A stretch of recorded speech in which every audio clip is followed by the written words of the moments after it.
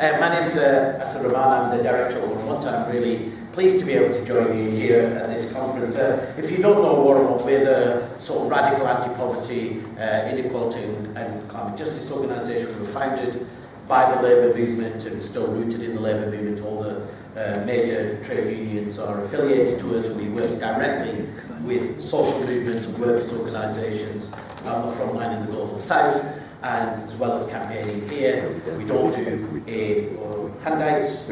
We focus on root causes. We provide practical resources and support to our movements of resistance. And as I say, in campaign here, joining the dots. So we're one of the few organisations that has always felt comfortable with talking about anti-colonialism, imperialism, neoliberalism and capitalism, and we support work strikers, and we fight for a living wage here, but also a global living wage. And we try to connect the dots between all our struggles, and I would say to all the lefties, we should be your charity if you are giving money. I'm always amazed about how many people are on the left think everybody in the sort of development or charity sector is all exactly the same. No, they're not. And so we are the left's charity, and you should support us, because we very much believe that the importance of building power, of people connecting, about having the right analysis, and of connecting our struggles. And this is what today is very much about. Nobody now needs to be a climate scientist to know there is something very, very wrong, both with the world that we live in, and we are faced a moment of multiple crises. We face the crisis, of course, of climate change, where just at 1 degree warming, we've seen killer floods, droughts and famines devastate every single corner of the world, whether it's Bahamas, Puerto Rico, Dominican, the Caribbean being flattened, or whether it's 1 million people in Mozambique on the brink of starvation, or this summer, the 5th biggest city in India, Chennai, running out of water, and predictions that 40% of 1.3 billion people in the Indian subcontinent will be without access to fresh water within the next decade. The reality is that the climate crisis is not something that's happening in the future. It's not something about our children or our grandchildren. It's about the reality now for many people in the Global South, but also increasingly for the poorest in our own communities as well. But this is not the only crisis that we face.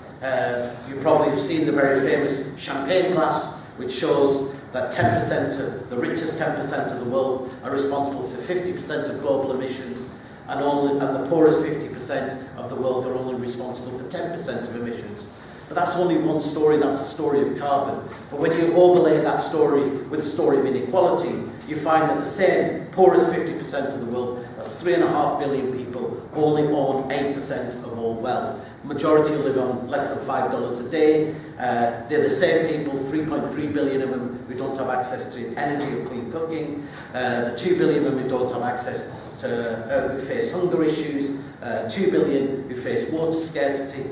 We are seeing climate change not only as the greatest injustice in itself, that those least responsible are the ones most impacted, but it inflames and compounds every other existing inequality in the world. And those inequalities are not there by accident. They have been created. And that's why this arc of looking at climate change is only understandable if we look back from slavery to colonialism to imperialism, the notion of large parts of the world and of people being sacrificed for profit, for the exploitation of resources and people. And it's only that way can you understand why we're here. Because for decades people have known about the climate crisis. Governments have known about the climate crisis, and companies have known about the climate crisis. But the negotiations and the discussions about climate change have never been about the environment. They've ultimately always been about political economy and about how the powerful defend that political economy. I spent 10 years at the UN climate talks, working with developing countries, and I can tell you that climate change is definitely not and has never been discussed as an environmental issue. And it has always been an issue that connects all other issues, and that's why it's so important now, as more and more people start to use the word climate justice, for us to recognise that climate justice is not just a slogan, but a recognition that climate change is an intersection of struggle and of analysis that connects economic, political, social and racial injustice. And today that's very much part of what has brought this conference together.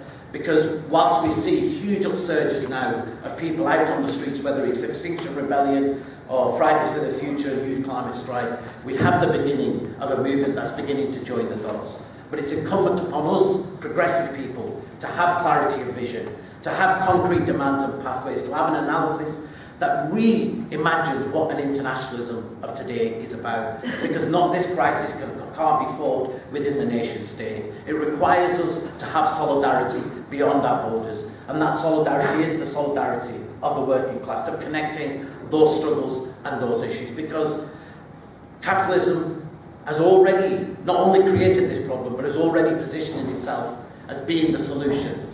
Disaster capitalism has already said in Puerto Rico that the answer is further more privatisation.